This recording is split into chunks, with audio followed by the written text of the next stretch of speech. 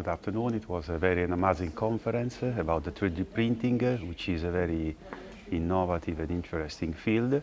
I also work in the 3D printing using resin for bath photopolymerization, a research field very innovative. And we have listened to a lot of interesting conferences with research coming from all the world, and we enjoy that.